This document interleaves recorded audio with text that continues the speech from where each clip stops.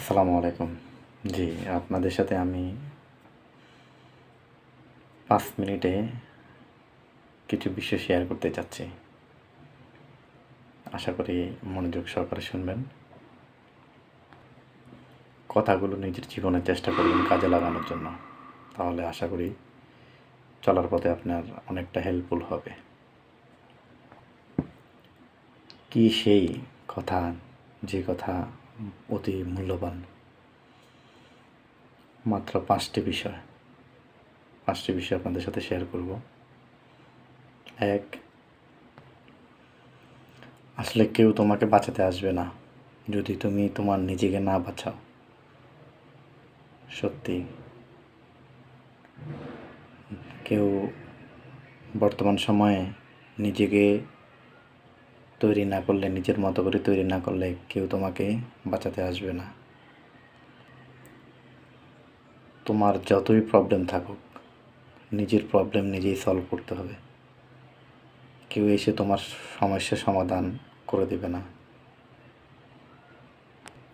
তুমি মনে করতেছ যে অন্যরা তোমার সাপোর্ট করবে, তোমার বন্ধুবান্ধব তোমাকে সাপোর্ট করবে, তোমার আত্মীয়স্বজন তোমাকে সাপোর্ট করবে। না, ভুল। সাময়িক। হ্যাঁ, এর মাঝে দিয়েও নিজের ব্যক্তিত্ব, নিজের কর্ম ঠিক রাখতে হবে। আরে তুমি যে অবস্থায় থাকো না কেন, নিজেকে ডেভেলপ করার জন্য তোমার ওই জায়গা থেকে, যে ওই অবস্থান থেকে শুরু করে দাও। চেষ্টা করো কাজ করার জন্য, বসে থেকো না। যত বসে থাকবা তত দিন দিন নিচের দিকে যাবা। সমস্যা কি? শুরু করে দাও। নিজের জীবনের দায়িত্ব নিজেকে নিতে হবে। কেউ এসে তোমার জীবন গড়ে দেবে না। সত্যি, কেউ আসবে না। চেষ্টা করবা তুমি, তোমার অনুপ্রেরণা, ভিতরের অনুপ্রেরণা তোমার নিজের মধ্যে থাকতে হবে। তুমি তোমার পথপ্রদর্শক।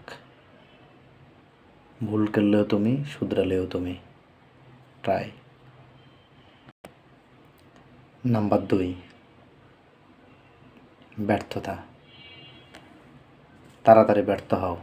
ব্যর্থতা না পাইলে তুমি কখনো সফলতার মুখ দেখতে পারবে না। এই পৃথিবীতে যারা সফলতা পাইছে তারা প্রতিবারই কোনো না কোনোভাবে ব্যর্থতা মুখ দেখছে।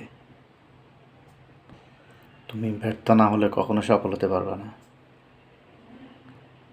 কিন্তু মাথায় রাখতে হবে ব্যর্থতার কারণ কোথায়। ব্যর্থতার কারণ খুঁজে বের করেই ঠিক ওইখান থেকে আবার শুরু করতে হবে। তাহলে নিজের স্কিলটাকে আরেকটু ডেভেলপ করতে পারবে।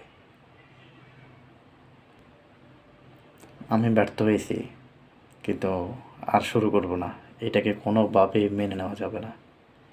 মেনে নেওয়া মানে হচ্ছে যে জীবনটা শেষ। তাতে কি, ব্যর্থ হয়েছি তাতে কি, আবার শুরু করব। ইনশাল্লাহ সফলতা তো আসবে, আজকে না হোক কাল। সুতরাং ব্যর্থতাকে ইমপ্রেস করে বীরের মতো সামনের দিকে এগিয়ে যাও। নাম্বার 3, সুখ আসলে বাইরের কিছু না। সুখটা হচ্ছে নিজের ভিতরে। টাকা পয়সা সব কিছু আছে, নারী বাড়ি গাড়ি সব কিছু আছে, কিন্তু সুখটা নিজের ভিতরে। যতক্ষণ না পর্যন্ত তুমি তোমার সুখটাকে নিজের মধ্যে না আনতে পারবে, নিজের সুখের বাগান নিজেকে তৈরি করতে হবে। তোমার সুখের বাগান কেউ এসে তৈরি করে দেবে না। অন্য মানুষেরা তোমাকে সুখী করার জন্য একটা সাপোর্ট দিতে পারে, কিন্তু ওটাতে তোমার সুখ আসবে না। তুমি সুখী হইতে হলে তোমার নিজের মধ্যে নিজের সুখটাকে ধারণ করতে হবে। এই কথাটি তুমি যত তাড়াতাড়ি বুঝবে, ততই তুমি সুখী হওয়ার জন্য সফলতার একটা সিঁড়ি পার হয়ে যাবে। নাম্বার 4, সময়ের মূল্য অনেক বেশি। প্রয়োজনে সময়ের গুরুত্ব অনেক অনেক অনেক। প্রতিটা সেকেন্ড, প্রতিটা মিনিট, প্রতিটা ঘন্টা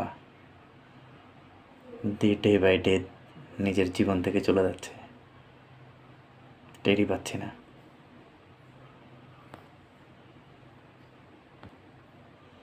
যেটা আর চাইলেও কোনোভাবে ফিরিয়ে আনা যাবে না।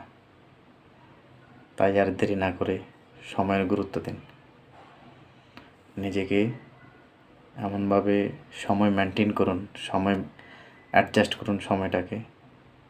কাজের ক্ষেত্রে, কর্মক্ষেত্রে প্রতিটা সময় আশা করে সময়ের মূল্য দিতে পারবেন, সাকসেস হতে পারবেন। তাই সময়টাকে গুরুত্ব দিয়ে নিজের জন্য হোক, পরিবারের জন্য হোক, দেশের জন্য হোক, সমাজের জন্য হোক কাজ করুন।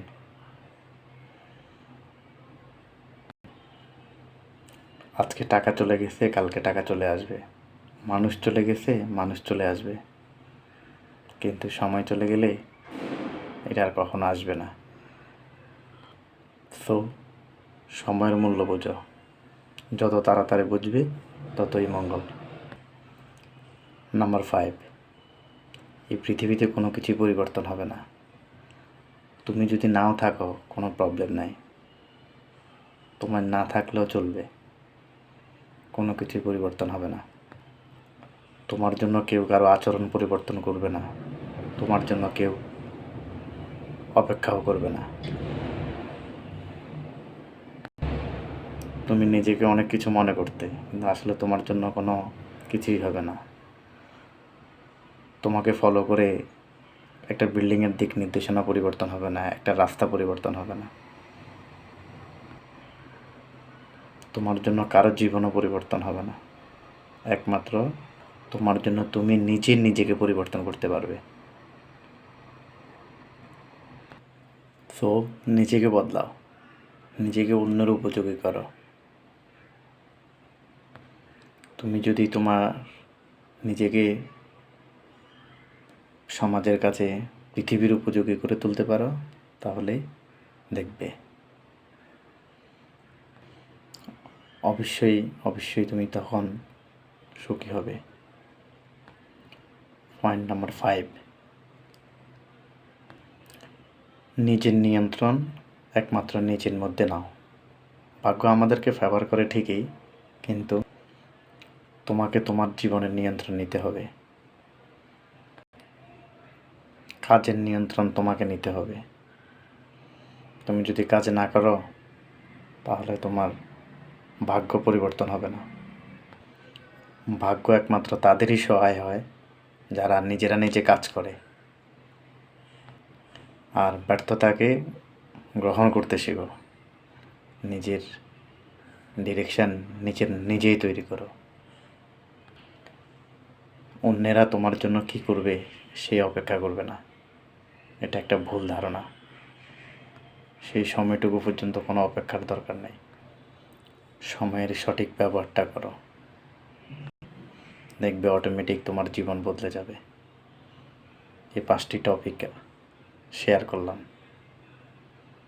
আজকে এই পর্যন্ত। যদি ভিডিওটা ভালো লাগে লাইক, কমেন্ট, শেয়ার করতে ভুলবেন না। আসসালামু আলাইকুম, ভালো থাকবেন।